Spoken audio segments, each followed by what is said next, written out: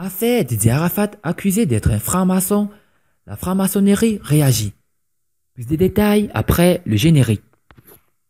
Avant de commencer, n'oubliez pas de vous abonner et d'activer la cloche de notification, car cela va vous permettre de ne pas manquer nos prochaines vidéos.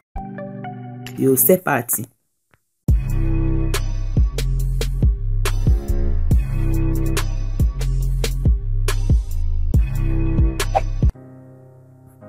Abondamment citée dans la mort de Didier Arafat, la franc-maçonnerie réputée pour sa discrétion a réagi cette fois-ci eu égard de l'ampleur de la situation pour dissiper tout soupçon. Suite au décès de Didier Arafat, des informations contradictoires faisant état de son affinité avec la franc-maçonnerie circulent sur les réseaux sociaux.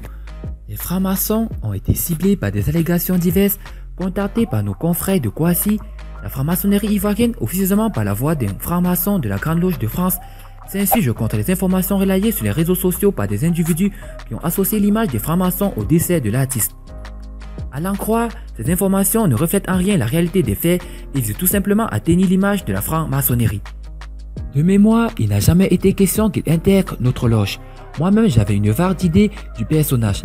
Ce n'était pas mon style de musique, mais une chose me paraît sûre, il ne répondait en rien aux critères pour faire partie de la franc-maçonnerie, aurait confié un interlocuteur initié, membre de la Grande Loge de la Côte d'Ivoire aussi. L'interlocuteur a également démenti toute appartenance de certaines autorités ivoiriennes à la franc-maçonnerie. Il aurait, entre autres, cité Alassane Ouattara, Henri Konan Bédié, Félix Houphouët-Boigny, qui n'ont été ni de près ou de loin proches de la franc-maçonnerie.